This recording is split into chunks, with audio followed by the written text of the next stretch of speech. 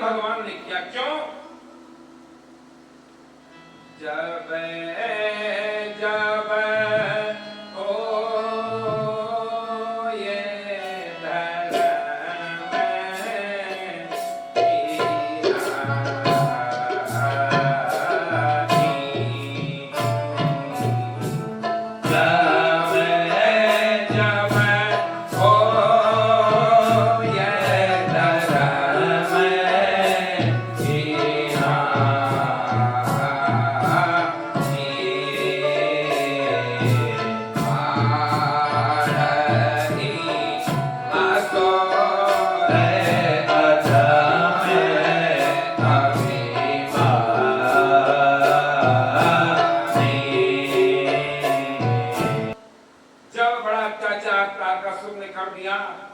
कार्तिकेय का अवतार ही इसलिए हुआ था। कार्तिकेय जी ने तारकासुर नामक जो दैत्य था, जिसने त्राई त्राई की, तो उसका वध कर दिया। जब वध हो गया तो महाराज तारकासुर के पुत्र कितने हुए और उन्होंने क्या किया? साथ साथ में हमारा पहला प्रश्न है आज, तारकासुर के वध होने के बाद उनके बेटों ने क्या किया और कौन थे? साथ साथ में शंखचूर्ण, तुलसी विवाह जो है, जलंधर,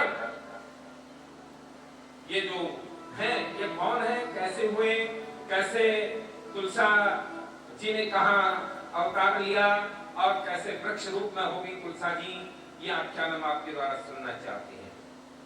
कह रहे हैं तारकासुर के मर जाने के बाद जो है उनके 3 पुत्र हुए जो है। तारक्ष सबसे जेठा था, विद्युन्माली उससे मझला था और छोटे का नाम कमलाक्ष था। ये 3 तारकासुर के बेटे हुए जो है। ये सब में एक समान बल था। ये जितेंद्रिय थे, अपने इंद्रियों को जीत लिया था जो है, काल पर विजय प्राप्त कर ली थी जो है।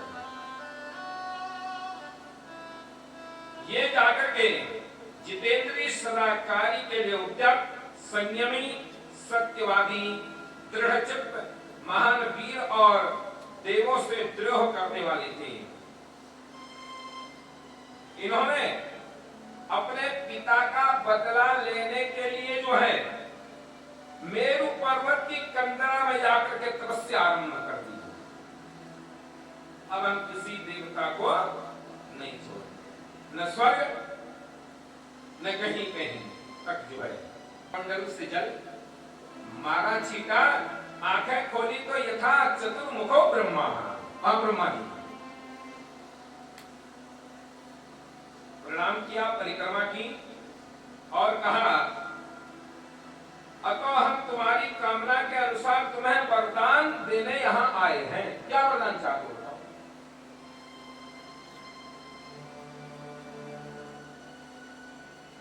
तुम्हारी कामना के अनुसार ही हम सब वरदान प्रदान करूंगा। मैं तुम्हारे जाकर के तपस्या से इतना प्रसन्न हूं। हरदाता सर्वदा सब कुछ करने में समर्थ हूं। तो आप बताओ, आपने इतना घोर तप किया तो किया क्या? इसका रीजन, इसका कारण उन्होंने कहा सर्वोत्तम ब्रह्मा जी आपको प्रणाम है हमारा जो है, तीनों भाइयों का। यदि आप हमसे जाकर के प्रसन्न हैं तो यह वर दीजिए समस्त प्राणियों में हम सबके लिए अवध्य हो जाए, माने कोई देवी देवता हमें वध न कर पाए। पहला वरदान है हमारा। तो हे जगन्नाथ, आप हमें स्थिर कर दें कि हमारे मृत्यु न हो और हमारे जरा मन बुढ़ापा हमें ना आए, न हमें रोग हो।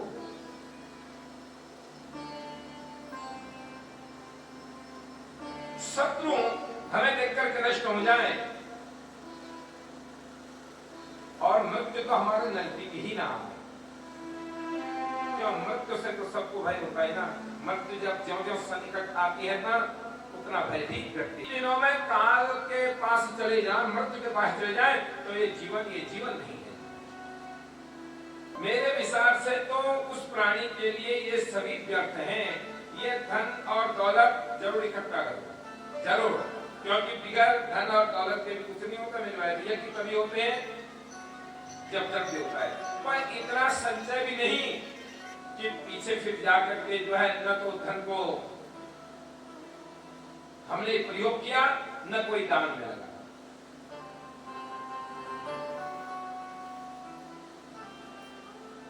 दान भोग नाश।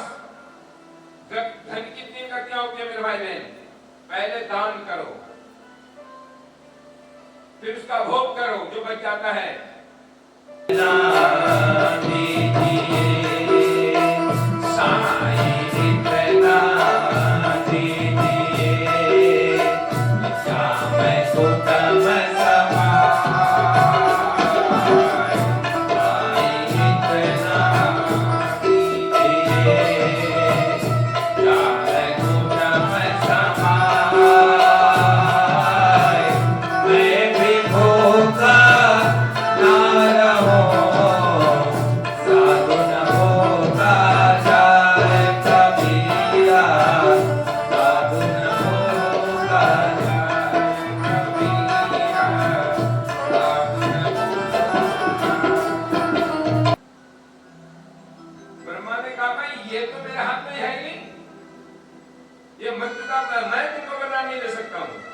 अमरत्व नहीं, ये मेरे हाथ में नहीं है,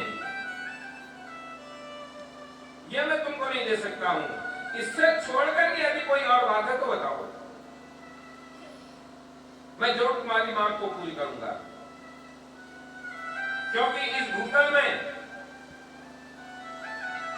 मेरे भाई बहन गीता जी में श्री कृष्ण भगवान अर्जुन को समझा रहे हैं, जातस्य हि ध्रुवो मृत्युर् ध्रुवो जन्म मृतस्य च। अर्जुन, जिसका जन्म होता है उसकी मृत्यु भी होती है, और उसकी मृत्यु जिसकी होती है उसका जन्म भी निश्चित है। तुम लोग स्वयं अपनी बुद्धि से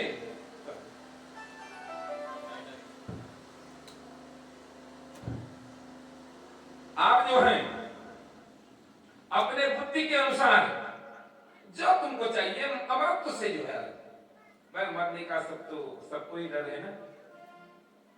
मरने से कौन नहीं डरता है? बस मृत्यु न हो और तो सब हो जाए। क्योंकि ये शरीर बाद में मिले न मिले, या संसार देखने को मिले न मिले, क्योंकि जाकर के ये बड़ा मुश्किल है। तो इसलिए मृत्यु की वंदना करते हुए कोई ऐसा दुर्लभ और असाध्य वर मांग लो जो देवता असुरों के लिए भी अशक्य हो।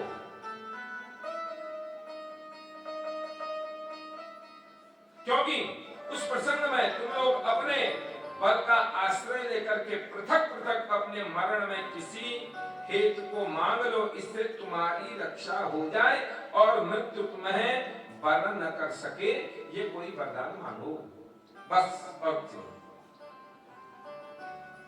जब उन्होंने कहा चलो ठीक है महाराज आप देंगे हमको, उनने हमको 3 पुरों का निर्माण करके दे दोगे। चलो ये तुम्हारे हाथ में नहीं, 3 नगरों का निर्माण करा कर दीजिए जो कैसे हो, अत्यंत अद्भुत संपूर्ण संपत्तियों से संपन्न हो तीनों नगर जो हैं, तथा देवता जिसका प्रघर्षण न कर सके, माने उसको तोड़ न सके। हे जगत गुरु, ये आप हमको देने की कृपा करेंगे तो बहुत अच्छा है। इसी बीच तारक्ष ने कहा, सबसे बड़ा भाई विश्वकर्मा मेरे लिए नगर का निर्माण कर, वो कैसा स्वर्णमयी हो, सोने से बना हुआ मेरा जो भवन होगा, जिसको देवता लोग भी कभी भेदन नहीं कर सके। कमलाक्ष ने कहा मुझे जब चाहिए तो दूसरा बेटा भी इसका, उसने कहा चांदी का दे दो। विद्युत नाली ने कहा मुझे ब्रज वैतरी जो है उससे बना हुआ जो है कठोर लोहे का बना हुआ बड़ा नगर मांगा, और आके ये जाकर के भस्म हो। ये तीनों पूर्व मध्याह्न के समय जब अभिजित मुहूर्त चंद्रमा पुष्कर नक्षत्र पर स्थित होकर के एक स्थान पर मिला करें और आकाश में नीले बादलों पर स्थित होकर के ये क्रमशः एक के ऊपर एक रहते हुए लोगों की दृष्टि ओझल रहे और फिर पुष्करावर्त नामक काल मेघ के वर्षा करते समय 1,000 वर्ष के बाद तीनों नगर मिल जाओ। जितना पर मांगा वो बड़ा मुश्किल था। अब कब जाकर के पुष्करावर्त नाम का मेघ आए, कब जाकर के पुष्य चंद्रमा पुष्य नक्षत्र पर आए, कब अभिजीत मुहूर्त आए। जो ऐसा वरदान मांगा भगवान ने उठाया कमंडल से जल और दे दिया। लो मैं नामक व्यक्ति के द्वारा तीनों जो है भाइयों के लिए स्वर्ण का, वज्र का और लोहे का बनाया। तीनों को नगर सौंपे बहुत प्रसन्न हुए। तो वहां सुख समृद्धियां सब भरी हुई हैं और उन तीनों भाइयों ने भगवान शिव का वहां स्तवन करने लगे। बिगड़ शिव के उनको पता है शिव जी ही सबसे बड़े देवता हैं, उनका भजन करने से कोई कष्ट हो नहीं सकता है, कोई परेशानी नहीं हो सकती जो है। तीनों भाई प्रविष्ट होकर के सुंदर नगर बसा करके उसमें भोलेनाथ जी का भजन कर रहे हैं। आएगा जब रे बुलावा हरि का, आएगा जब रे बुलावा हरि का, सब कुछ छोड़ के जाना पड़ेगा, सब कुछ छोड़ के जाना पड़ेगा और न कुछ छूटे जाएगा।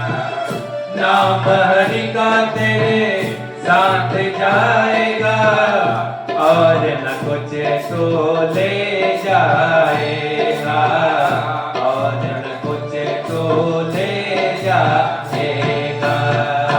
आएगा जय हो, आएगा जय हो, आएगा जब रे बुलावा हरि का, अब कुछ छोड़ के जाना पड़ेगा, सब कुछ छोड़ के जाना पड़ेगा। जब उसका बुलावा आएगा, फिर मृत्यु तो कभी किसी की प्रतीक्षा नहीं करती है। तूने कथा नहीं सुनी, सुनिया नहीं, सुना, उसकी ड्यूटी नहीं है, तेरी ड्यूटी है, तू जान तू किस लिए आया। वो मृत्यु ये भी नहीं देखती है इसकी बेटे की शादी हुई या नहीं हुई, इसकी बिटिया की शादी हुई नहीं हुई, इसकी क्या विपत्ति है। मृत्यु कभी ये नहीं सोचते, आती है सीधे उठा करके ले जाती है। मात्र कौन जाता है, नाम हरि का तेरे साथ जाएगा और न कुछ ले जाएगा। ले गया कोई करोड़पति अरबपति मांगते हैं कभी ले जाओ तो धन नहीं, बस मात्र से मात्र एक लाल वस्त्र और एक सफेद वस्त्र, बांस का डंडा होगा। भाई बंधु जो है राम राम सत्य करते हुए ही मरघट पर ले आएंगे और चिता के ऊपर रख देंगे, आग लगाएंगे और धू करके जल करके राख हो जाएंगे। तो धन ज्यादा ठीक नहीं, कमाइए, मैं ये नहीं कह रहा हूं नहीं कमाओ, क्योंकि पर इतना भी नहीं, फिर वहां से छूट जाना बड़ा मुश्किल होगा। पर यही मानव धर्म सबसे बड़ा अच्छा है।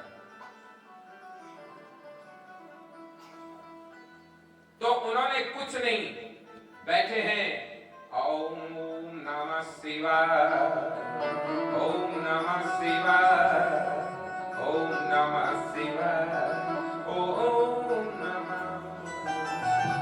फिर जिसके घर में यह होता है यज्ञ दत्त का बालक गुणनिधि, ब्राह्मण कुल में जन्मने के बाद भी जन्म हुआ, अच्छे कुल में जन्मा है, पिता संस्कारी हैं, यज्ञ दत्त का बालक गुणनिधि। अब यह ब्राह्मण कुल में जन्मा है,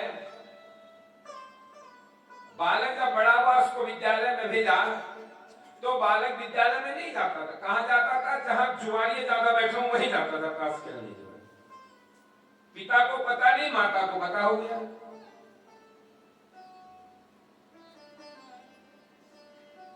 करते करते बालक की शादी भी कर दी।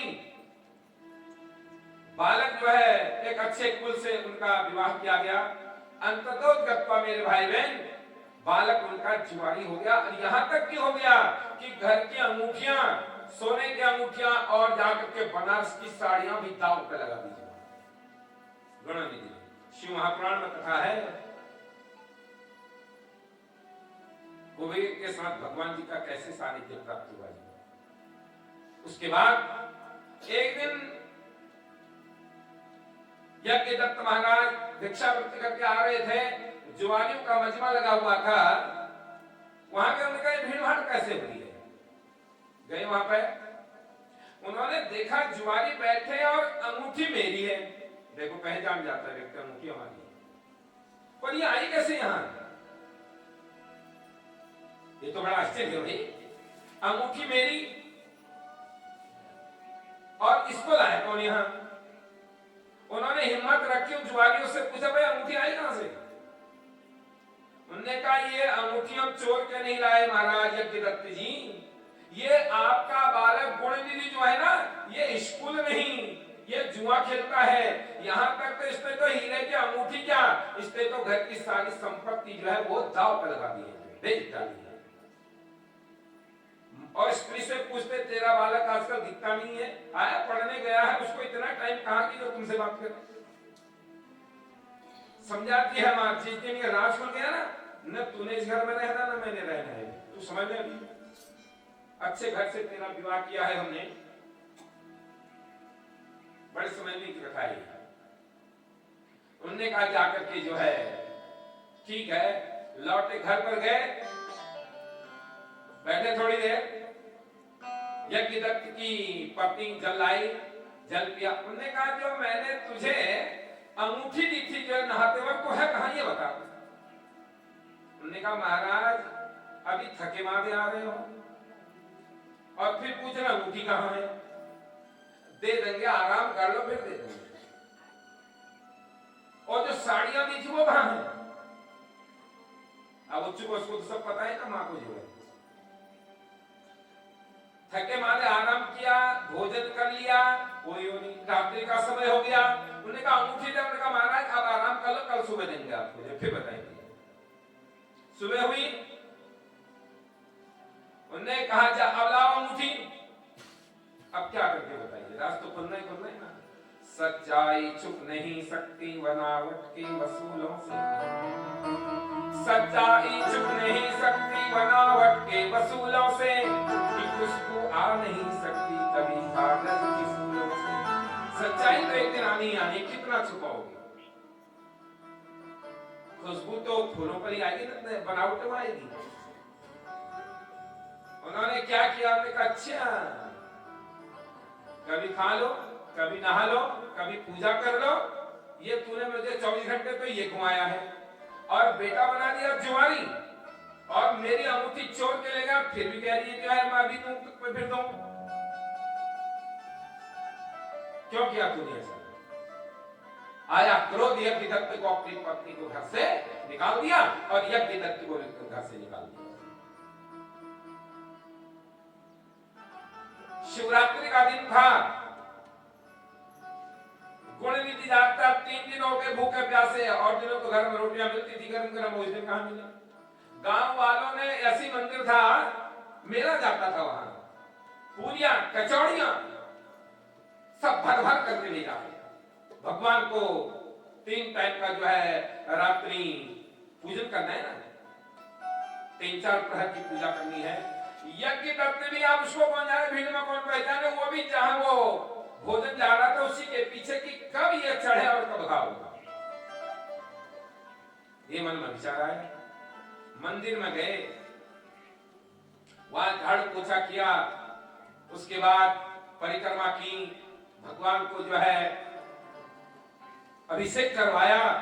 ओम सहस्रशीर्षा पुरुषः सहस्राक्षः सहस्रपाक सभौमिग्वं सर्वतस्पत्वाक तिष्ठत् सांगुलम्। अभिषेक करवाया, तिलक चंदन करवाया, पहले प्रहर की पूजा प्रारंभ हुई रात्रि के 6 बजे, और वो बैठ गया कहां पर? ठीक देरी पे। वो ऐसे नहीं बैठा था, वो ये बैठा था कि कब ये भगवान का प्रसाद चढ़े और ये कब जाए और कब भूखा भूखा क्या नहीं करेगा बताइए। पूजा किए, प्रसाद भगवान को रख दिया, बत्ती बाल दी। 12 बजे की पूजा प्रारंभ हुई। 12 बजे पूजा करने वो बैठा ही रहा।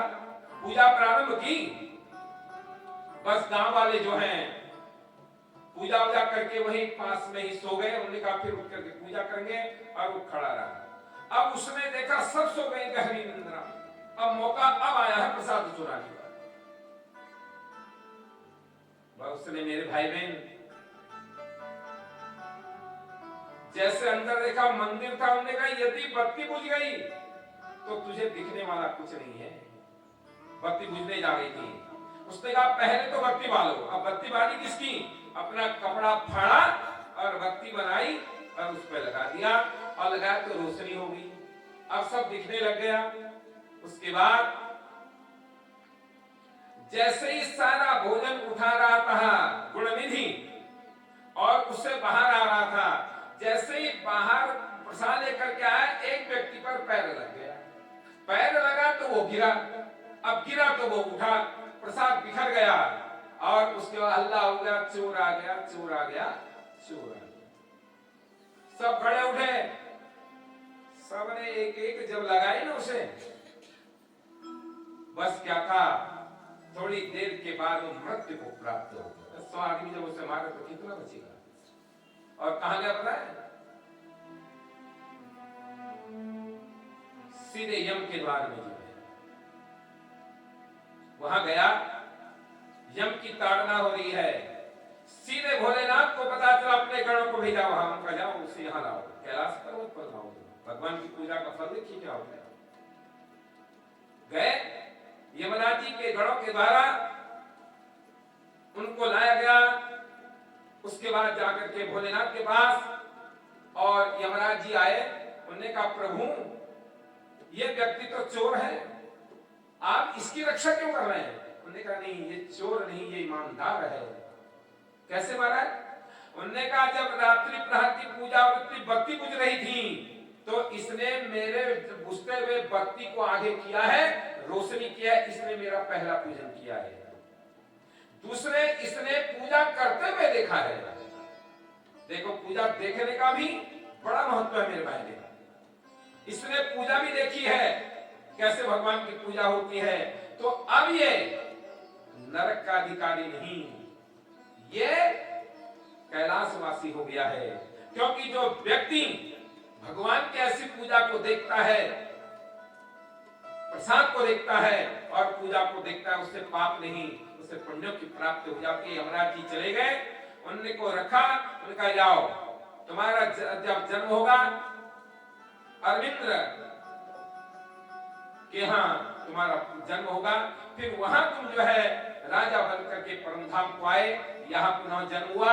यहाँ जन्म लेने के बाद भगवान शिव जी की प्रार्थना से जो है जितने भी बंजर मंदिर थे पहले, वहां से सबको जाकर के जितने भी ग्राम प्रधान थे उनको बुलाया, राजा बन गया। जब देखो भगवान की कृपा, राजा करो कि लंका ऋषि तो कहते हैं। जब कहा सब आए, उन्होंने प्रत्येक मंदिरों की सफाई करवा, हर एक मंदिर में एक एक पुजारी रखा। मेरे राज्य में कोई भी मंदिर बंजर न रहे, हर एक में एक एक जो है बत्ती बालने वाला रहेगा। सब ग्राम में सफाई करवाई और एक एक ग्राम के जितने शिव मंदिर थे मेरे भाई बहन, सब पर एक एक जो है पुजारी रखा। और आज से उस मंदिर में प्रत्येक दिन सुबह और शाम घंटी घड़ियाल बजने लगी। उसी दिन भगवान ने कहा था जिस मंदिर में, जिस गांव में भोलेनाथ का मंदिर होने पर, किसी का भी मंदिर हो, यदि बत्ती और उसकी पूजा न हो तो वो मंदिर नहीं, वो शमशान हो जाता है। तब राजा बन करके उन्होंने कहा देखो एक भगवान की चोरी कर, मैं तो चोरी के नियत से गया तो भगवान ने मुझे विमुक्त कर दिया, मुझे राजा बना दिया। अरे मैं सच्चे मन से भगवान की पूजा करता तो पता नहीं क्या होता। तो मेरे भाई बहन बस क्या था, तब से राजा बना। और जब मृत्यु हुई तो तब भगवान के धाम को प्राप्त हो गया। ऐसे महापुराण में कुबेर के साथ उनकी मित्रता हुई। यही जब उन तीनों ने भगवान की पूजा छोड़ दी, यही यदि भगवान की पूजा जहां छूटती है ना, फिर वहां कष्ट बहुत आ जाते हैं। बस क्या था, पुष्करावर्त का मेघ है, जो जो उन्होंने मांगा था वरदान, वो सब भगवान ने प्रकट किया। और ठीक त्रिपुर का बुद्ध करने के लिए भगवान ने अपने पुष्करावर्त नाम का मेघ, चंद्रमा पुष्य नक्षत्र पर थे, उन्होंने कहा इनका विनाश करने से ही फल प्राप्त होगा। और अपने धनुष और बाण से जब ये चारों चीजें एक जगह एकत्रित हो गई और भगवान ने उठाया अपना धनुष बाण और तीनों कुलों को भस्म करके जो है और तीनों का वध कर दिया। ये भगवान ने किया। इसीलिए भगवान को त्रिपुर नाम भी कहते हैं। इसको सुन करके प्रभु धन्य हैं, आपने बहुत अच्छी कथा बताई। आप हमको भगवान शंकर की दूसरी कथा सुनाई, जिसके स्मरण करने मात्र से व्यक्ति जो है भव बंधन से मुक्त हो जाता है। विष्णु सहस्त्र नाम आया है, पहला श्लोक है यस्य स्मरण मात्रेण जन्म संसार वंदना विमुच्यते नमस्तस्मै विष्णवे प्रभवीष्ण। मेरे भाई बहन, जिनका स्मरण करने मात्र से मनुष्य बंधन मुक्त हो जाता है, इस गर्भ में फिर नहीं आता है, क्या हो जाता है?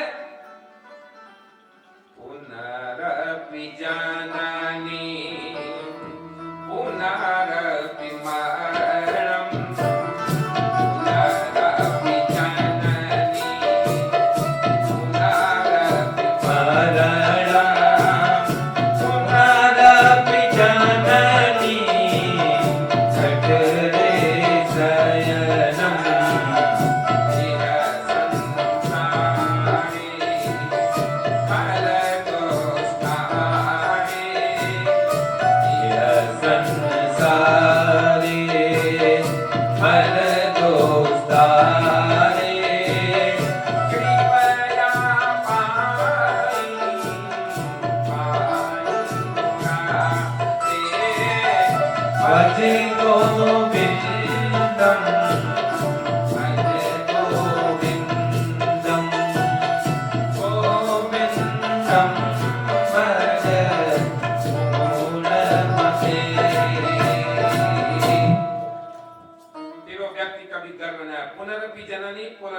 ये बार बार जन्म लेना, ये बार बार मरने से मुक्ति प्राप्त हो जाती है। तो जिसके स्मरण करने मात्र से मनुष्य कर सकता है, स्मरण मात्र शंकर में दृढ़ भक्ति होती है। हे प्रभु, शंख चूर्ण नामक वीर दानव जो देवताओं को कंटक स्वरूप हो गया था, शिवजी ने उसका त्रिशूल से कैसे उसको मार डाला। वो शिवजी का चरित्र जो है, तत्संभव चरितम दिव्यम पवित्रम पापनाशनम श्रव्यासु संप्रीत्य वच्मि स्नेहस्तव। कहते हैं शिवजी का चरित्र वो पापनाशक जो चरित्र है। हे व्यास, प्रेम से सुनो, 88,000 शिष्यगणों जो है, स्नेह से जो मैंने बद्रिकाश्रम में जो है व्यास जी के मुखारविंद से सुनाता, वही सुनाऊंगा और ऐसे वैसे बात नहीं कहूंगा। जो विधाता के पुत्र मरीचि 27 कन्याएं तो दक्षिण किसको दी? चंद्रमा को। 13 कश्यप ऋषि को दी थी और 60 का विवाह किया था। विधाता जो है ब्रह्मा के मानस पुत्र मरीचि के से जो है कश्यप जी का जन्म हुआ।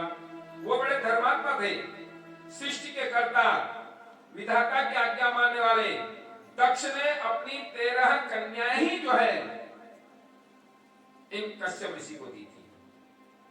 उन्हीं के संपूर्ण देवता और चराचर जगत उत्पन्न हुआ है। त्रिलोकी में उसका विस्तार कौन करने में समर्थ है, वो मैंने आपको पहले ही बताया है।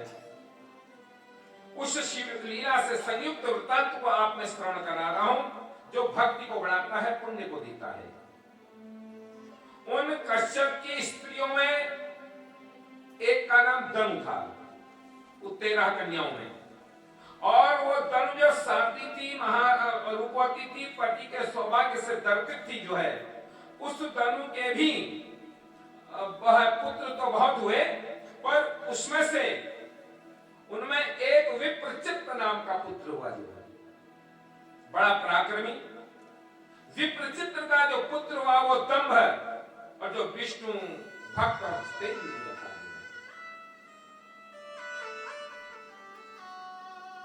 तो दंभ तपस्या करता था, उसकी कोई संतान नहीं। बहुत चिंतित हुआ, उन्होंने कहा श्रीमद् देवी भागवत में आया है, अपुत्रस्य गतिर्नास्ति स्वर्गे नैव च पुत्रा अन्यं परं नास्ति परलोकस्य कहते हैं अपुत्रहीन की गति नहीं होती है। स्वर्गे नैव च, तो उसे स्वर्ग ही प्राप्त होता है। पुत्रा अन्यम तरम नास्ति, पुत्र ही पिता को तुम नाम नरक से ताड़ता, इसलिए उसको पुत्र की संख्या दी है। सोचा दंभ ने, मेरे कोई संतान नहीं है, मुझे क्या करना चाहिए। दैत्यों के गुरु शुक्राचार्य जी जो संजीवनी विद्या जानते हैं, शुक्राचार्य के पास गया, गुरु मंत्र कृष्ण मंत्र को जो है ग्रहण किया। अच्युतम केशवम राम नारायणम कृष्ण दामोदरम वासुदेवम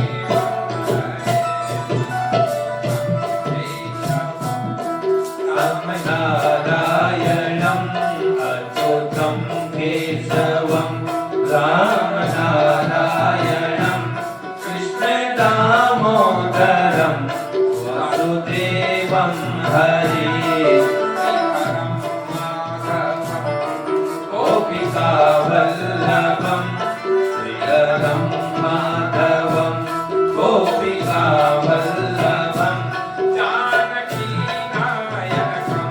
अब क्या करें भाई, फिर वही तपस्या करो, फिर वरदान मांगो और फिर पुत्र प्राप्त करो। उसने भी कहा मेरे पिता ने पुष्कर में ब्रह्मा के वहां तपस्या की थी, वो भी संघचूर्ण नाम का व्यक्ति जो है पुष्कर में पुनः चले गया। जितेंद्र होकर के गुरु की दीक्षा से विद्या को जपने लग गया।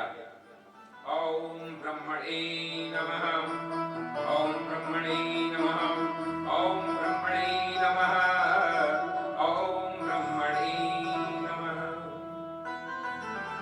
तपश्च तपतं पुष्करं तं वै शङ्खचूडं च दानवरं वरं दातु जगामास ब्रह्मालोका गुरुर्विभुः। बहुत अच्छा प्रसंग है आज। ये तुलसी थी कौन, कैसे आई, इसका सविस्तार वर्णन तो जाकर के श्रीमद् देवी भागवत में है, पर यहाँ भी इसका वर्णन बताया गया है। ये कैसे वृक्ष रूप होगी और कब हुई, कैसे हुई, और जिसके घर में तुलसा जी होते उसे क्या करना चाहिए। तो ये इसमें बताया गया है। तो जब वो तपस्या में तत्पर हो गया, ब्रह्मलोक के ब्रह्मा जी अपने जो है हंस पर बैठ करके आए और आकर के जो है उन्होंने जल उठाया, मारा, छिड़का, आंखें खोली तो ब्रह्मा जी बैठे, प्रणाम किया। उन्होंने कहा बता वरदान क्या चाहता, ब्रह्मा जी ने भी यही कहा। तब कहा देवता मुझे जीत न सके, पहला वरदान। ब्रह्मा जी प्रसन्न हो गए, कहा ऐसा ही होगा, चल। हमारे भगवान बड़े दयालु हैं महाराज, जब कोई ऐसी तपस्या का वरदान देता है फिर देखेंगे बाद में जैसा भी होगा। अब क्या करें, फिर विपत्ति भी जल्दी पड़ती है ऐसे में। और कहा श्री कृष्णम कवचम दिव्यम जन्म मंगल मंगलम दत्तवान् शंखचूर्णाय सर्वत्र विजय। भगवान ने कहा ऐसा ही होगा जैसा तू चाह रहा है। जगत के मंगल का देने वाले जो कृष्ण चंद्र जी का दिव्य कवच था, जो कभी उसका भेदन नहीं कर सकता था, ऐसा उठाया ब्रह्मा जी ने सुरक्षा कवच उसके गले में डाल दिया। हमने कहा तुझे मारने वाला कोई नहीं। प्रसन्न होकर के चले गया और कहा तू अभी बद्रिकाश्रम में चले जा। जो है तुलसी नाम की गोपी जो है वो वहां तपस्या करती है। धर्मध्वज की सुता गंधमादन पर्वत पर जो है वो जन्मी है शुक्रवार के दिन, और जब उसका नामकरण हुआ, उसका नाम वो गोपी थी, पर उसको भी श्राप था जाकर के राधिका का, उसने भी जन्म ग्रहण किया है और गंधमादन पर्वत पर उसने जन्म लिया है। जन्म लेने का उसका नाम तुलसी है और बद्रिकाश्रम में तपस्या कर रही है। बद्रिकाश्रम में कौन कौन गए आप थोड़े हाथ खड़ा करिए। इतने लोग हैं, कोई बात नहीं, ये मत समझना बद्रीनाथ की, ये जो कथा सुन रहे ना ये समझ लेना बद्रीनाथ में कथा सुनना है बस, ये आप समझ लेना बात है, विश्वास रखना, हम बता रहे आपको। और नहीं तो जाए एक बार बद्रिकाश्रम का दर्शन, हम नहीं जा सकते तो ये समझ लेना हम बद्रिकाश्रम में ही भगवान की कथा सुनना है बस। तुलसी उसका यहां आकर के जो है तुलसी नाम रखा, तो सब वृक्षों में प्रधान होगी, ये उसको आशीर्वाद था। और काम क्या था कि भगवान को प्राप्त करना, कोई उद्देश्य से नहीं है। मैं राधिका के श्राप से श्रापित हूं और गंधमादन पर्वत पर मेरा जन्म हुआ है। गई सीधे जाकर के जो है तपस्या में संलग्न होगी बद्रिकाश्रम में जो है तुलसी गोपी, तो वो वहां तपस्या कर रही है, उससे तू विवाह कर ले, वो धर्मदत्त की सुता है। ऐसा कह करके विधाता उसको देखते थे क्षण मात्र में अंतर्धान हो गए। तब वह तब सिद्ध शंखचूर्ण पुष्कर में प्रणाम करके सुरक्षा कवच जो उससे कोई भेदन नहीं कर सकता है, गले में बात करके ब्रह्मा के अनुसार जो है बद्रिकाश्रम में चलेगा। शंखचूर्ण नाम का भोग जो वहां गया, वहां तुलसा जी तपस्या में संलग्न है भगवान को प्राप्त करने के लिए गया। भगवान जी को प्रणाम के बाद कहा पवन मंद सुगंध शीतल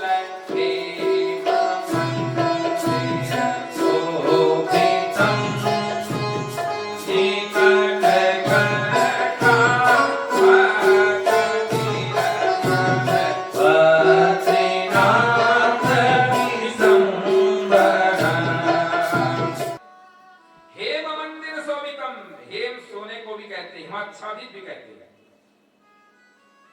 निकट गंगा ऐ जहां से भगवान जी के चरणों में अलकनंदा कल कल छल छल करती है, जो है नारद कुंड है, ब्रह्म कुंड है, भगवान के चरणों को, और तप्त कुंड है।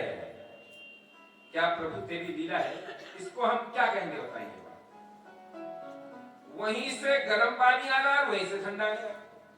अब कोई कहे ना नहीं नहीं तो ऐसा है वैसा है, लोग बड़ी बातें करते, नहीं, उसके कर्तव्य को जानने वाला आज तक कोई पैदा नहीं हुआ।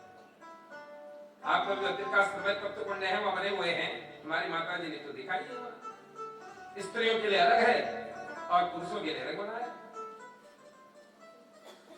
और जब अलकनंदा में हाथ डालोगे तो पानी ऐसा कि अंगुली ही चली गई हूं, नहाना तो रहा ही। पर प्रभु हे मेरे बद्र विशाल, धन्य है तुम्हें, क्या लीला है मेरे प्रभु तेरी। उसी पहाड़ से ठंडा पानी आ रहा है, उससे गर्म भी आ रहा है। देखिए कृपा देखिए, तब उन्होंने उस पानी को ला करके जो है मिक्स किया है, नहीं तो उसमें आदमी जा नहीं सकता है, पर उसको ऐसा बनाया नॉर्मल। एक बार वहां जाओ ना, फिर आने को दिल नहीं करता कि इस कुंड से बाहर आए, क्योंकि बाहर तो ऐसा है चीर देने वाली जो है हवा है वहां, पर उसके अंदर जाओ तो क्या आनंद आता है। और फिर जाओ बद्रिकाश्रम के वहां पर पास में, भगवान को प्रणाम, प्रभु पुनर्जन्म नहीं देती, अब आपके दर्शन हो गए, बस हमें यहां से मुक्ति दे देना। गया, उसके बाद देखा तो वहां तुलसी जो है वो तपस्या में संलग्न है।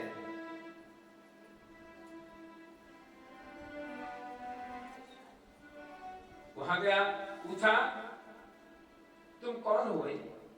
इतनी घोर वन में आप तपस्या करें, बद्रिकाश्रम में। शंखचूड़ कह रहा है हम तुम्हारे दास हैं। तब तुलसी कह रही है धर्मध्वज सुता हम च तपस्यामि तपस्वनि तपोवने च तिष्ठामि कस्त्वं गच्छं यथा सुतम्।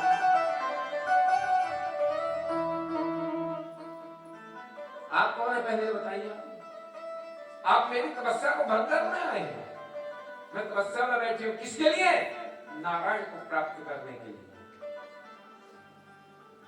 मेरा उद्देश्य प्रभु से, प्रभु को पाने का है, कुछ नहीं। तुलसी बोली मैं धर्मध्वज की कन्या तपस्विनी हूं, शंखचूड़ से। मैं तपोवन में तप करने आई हूं। तुम कौन हो जो मेरे स्थान में आकर के मुझे विघ्न कर रहे हैं? क्योंकि नारी जात बड़ी मोहनी होती है। शंखचूड़ बोला हे देवी, जो तुम मुझसे पूछ रहे हो, मैं भी दानव कुल में जन्म लेकर के शंखचूड़ हुआ हूं। गोलोक में तुम भी थी और मैं भी था। तुम्हारा हमारा प्रेम तो था ही था वहां, पर राधिका के श्राप से तुमको धर्मध्वज किया आना पड़ा और मुझे जाकर के जो है दानव कुल में जन्म लेना पड़ा। तो इसलिए तुम जाकर के पतिव्रता स्त्रियों के मध्य में अग्रगणी हो, बहन हो, ऐसी मेरी बुद्धि है। जब ये बात कह रहे तब तक ब्रह्मा जी आ गए बद्रिकाश्रम। उन्होंने कहा शंखचूड़ ये इधर उधर की बातें मत कर, इससे सीधे काम कर, कोई आकर। मैं शंखचूड़ नाम का देवताओं का विदारण करने वाला, मैंने देवताओं पर विजय प्राप्त की है। तुमने मुझे सुना नहीं है? मैं सुदामा नामक गोप हूं। इस समय राधिका के श्राप से दानव कुल में जन्म लेकर के जो है मैं जाति स्मर हुआ, जिनको पूर्व जन्म का संस्कार याद हो से जाति स्मर कहते हैं। मैं शंखचूड़ हो गया हूं। तब तुलसी हंस करके बद्रिकाश्रम में कह रही है त्वया त्वया हम धुना सत्व विचारेण पराजिता सौधन्या पुरुषो लोके न स्त्रिया न पराजितः। इसमें मुझसे विचार मैं परास्त आपने मुझे कर दिया। शंखचूड़ से कह दिया संसार में धन्य है शंकर भोला नाम है हमारा तुम्हारा।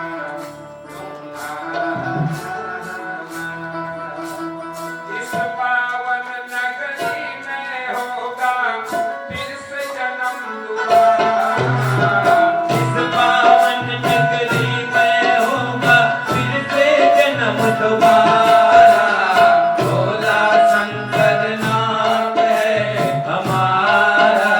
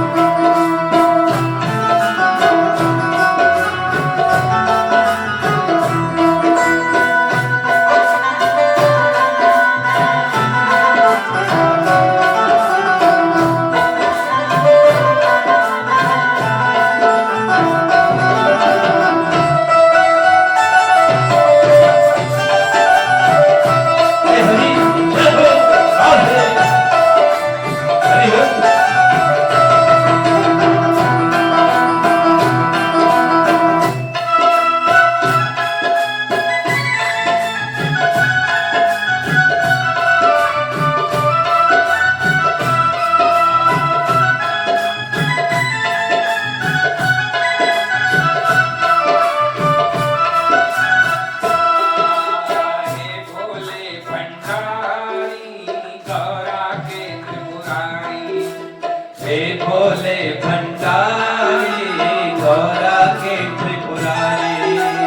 रखियो लाज हमारी सब जग के हितकारी।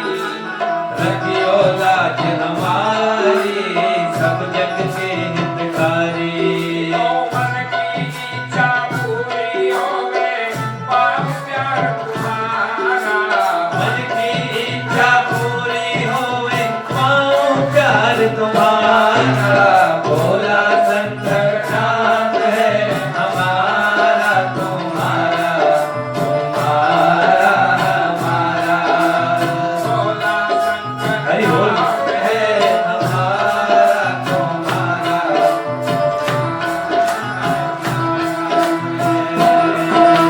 हरि बोल राम है तारी सब।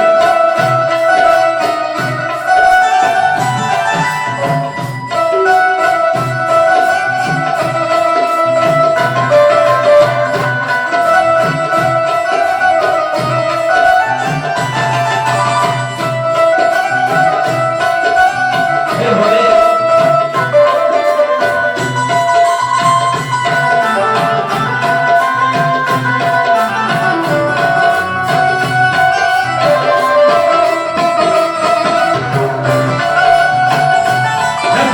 हरि बोल।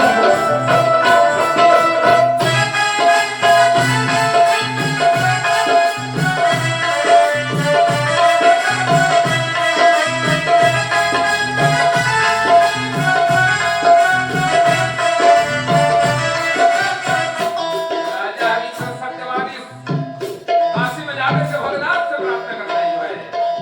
ए जब भी जन्म मिलेगा सेवा करेंगे तेरी। जब भी जन्म मिलेगा सेवा करेंगे तेरी।